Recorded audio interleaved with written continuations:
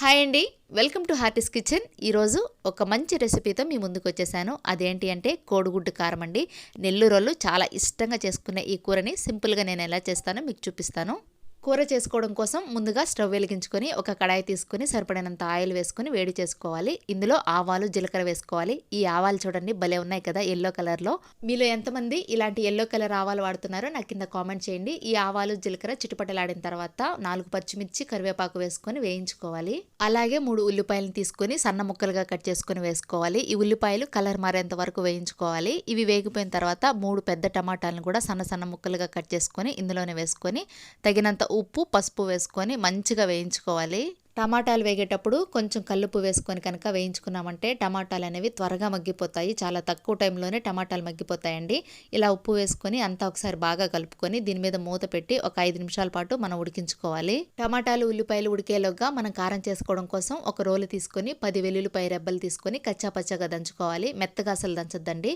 ఇవి దంచిన తర్వాత 2 స్పూన్ల కారం, 1 స్పూన్ ధనియాల పొడి వేసుకొని ఈ 3 కలిసే విధంగా దంచుకోవాలి. ఈ కారంని కొంచెం సాల్ట్ వేసుకొని ఉట్టి అన్నంలో కలుపుకొని తిన్నా కూడా భలే ఉంటుందండి. ఇలా కారం దంచుకొని పక్కన పెట్టుకున్న తర్వాత ఇప్పుడు స్టవ్ వెలిగించి ఒక బాండి తీసుకొని కొంచెం ఆయిల్ వేసుకోవాలి. ఆయిల్ లైట్గా వేడెక్కిన తర్వాత మనం ఉడికించి పెట్టుకున్న కోడిగుడ్లని ఇందులో వేసేసుకోవాలి. కోడిగుడ్లు వేసేటప్పుడు కొంచెం కట్ చేసి వేసుకుంటే మనకు నూనె అనేది చిట్లకుండా ఉంటుందండి. అదేవిధంగా మనం వేసుకున్న ఉప్పు కారం అన్నీ కూడా దీనికి ఈవెన్గా పడతాయి. ఇప్పుడు ఇందులో కొంచెం సాల్ట్ వేసుకోవాలి. సాల్ట్ గుడ్లకు పట్టే విధంగా కలుపుకొని ఒక 2-3 నిమిషాల పాటు గుడ్లని ఆయిల్లోనే వేయించుకోవాలి. ఇవి వేగిపోయిన తర్వాత మనం ముందు చేసి పెట్టుకున్న కారాన్ని కూడా గుడ్లల్లో వేసేసుకొని 3-4 నిమిషాల పాటు కోడిగుడ్లని కారంలోనే వేయించుకోవాలి. ఇలా వేయించుకుంటేనే గుడ్లకి కారం అనేది బాగా పడుతుంది.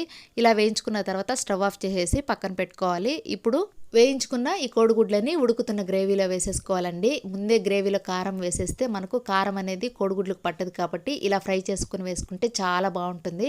ఇప్పుడు ఈ కోడిగుడ్ల మీద కొంచెం గరం మసాలా కూడా వేసేసుకొని గుడ్లు గరం మసాలా గ్రేవీకి కలిసే విధంగా 1 నిమిషం పాటు బాగా కలుపుకొని ఒక 5 నిమిషాల పాటు గుడ్లని గ్రేవీలోనే ఉడికించాలి. ఇలా ఉడికిస్తే గ్రేవీలో ఉండే ఆయిల్ అంతా కూడా సపరేట్ అయిపోయి కూర అనేది చాలా టేస్టీగా ఉంటుందండి.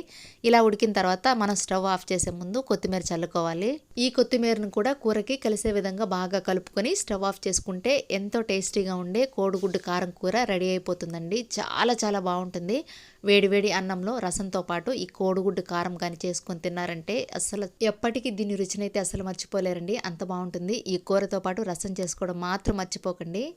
అన్నం తినడంలో పడి వీడియో తీయడం కూడా మర్చిపోయానండి. అంత రుచిగా ఉంది కూర అయితే. మీరు కూడా ఖచ్చితంగా ట్రై చేయండి. మీకు డెఫినెట్గా నచ్చుతుంది. మీకు కనుక ఈ వీడియో నచ్చినట్లయితే లైక్ చేయండి, షేర్ చేయండి, సబ్స్క్రైబ్ చేయండి. మర్చిపోకుండా పక్కనున్న బెల్ సింబల్ని ప్రెస్ చేయండి. Thank you for watching. మరిన్ని వీడియోస్ కోసం ప్లీజ్ సబ్స్క్రైబ్ టు హార్టీస్ కిచెన్.